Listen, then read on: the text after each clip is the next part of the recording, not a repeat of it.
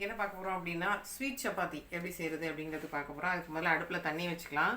தண்ணி வச்சுட்டு கொஞ்சோண்டு உப்பு, அந்த மாவுக்கு தேவையான அளவு உப்பு போட்டு நல்லா கொதிக்க வச்சிடலாம். தண்ணி நல்லா கொதிச்சுட்டு பாருங்கள். கொதித்த தண்ணியை நம்ம என்ன பண்ணலாம், இதில் ஊற்றி பிசைஞ்சிக்கலாம்.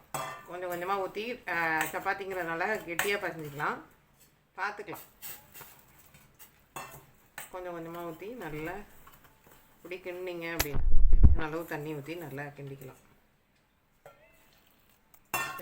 இப்போ மாவு ஆறணுன்னா பிசைஞ்சிட்டு எப்படி இருக்குன்னு பார்க்கலாம்.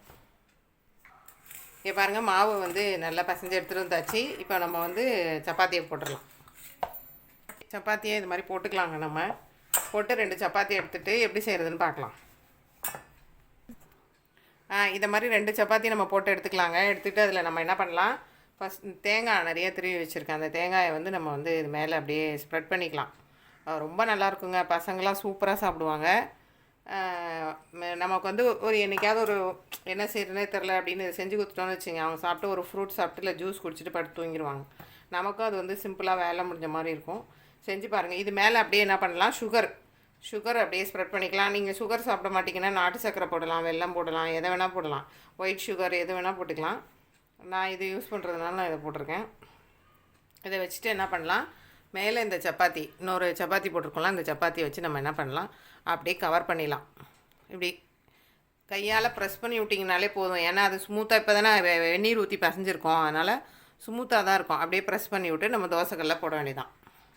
கடாயை வச்சாச்சுங்க. வச்சுட்டு எண்ணெய் ஊற்றிட்டு நம்ம என்ன பண்ணலாம், இந்த சப்பாத்தியை அதில் போட்டுடலாம். போட்டுட்டு மேலேயும் வந்து எண்ணெய் ஊற்றிடலாம். ரொம்ப சிம்பிள். நம்ம வந்து ஈவினிங்கில் மார்னிங்கில் பசங்க சாப்பிட மாட்டேன்னு சொன்னால் டக்குன்னு செஞ்சுடலாம். தேங்காயில் வந்து அவ்வளோ சக்தி இருக்குதுங்க. நம்மளுடைய எனர்ஜி நிறைய இருக்குது அதில். தேங்காய், சுகரு எல்லாமே வந்து பசங்களும் நல்லா சாப்பிட்ருவாங்க. நமக்கும் நல்லது தான் அது. அதனால் செஞ்சு பாருங்கள். ரொம்ப சிம்பிளாகவும் இருக்கும், நல்லாவும் இருக்கும். பாருங்கள் எவ்வளோ அழகாக வருதுன்னு. இங்கே பாருங்கள் எவ்வளோ சூப்பராக வந்திருக்குன்னு. செஞ்சு பாருங்கள் எல்லோரும். செஞ்சு பார்த்துட்டு இதெல்லாம் ஹெல்த்தியான ஒரு ரெசிபி தான். செஞ்சு பார்த்துட்டு எப்படி இருக்குன்னு சொல்லுங்கள். என்னோடய ரெசிபி பிடிச்சிருந்தால் லைக் பண்ணுங்கள், ஷேர் பண்ணுங்கள், சப்ஸ்கிரைப் பண்ணுங்கள். இன்னொரு ரெசிபியோடு உங்களை சந்திக்கிறேன். ஏதாவது வேணும்னா எனக்கு கமெண்ட் பண்ணுங்கள். எந்த டவுட் இருந்தாலும் நான் வந்து ரிப்ளை பண்ணுறேன். நன்றி, வணக்கம்.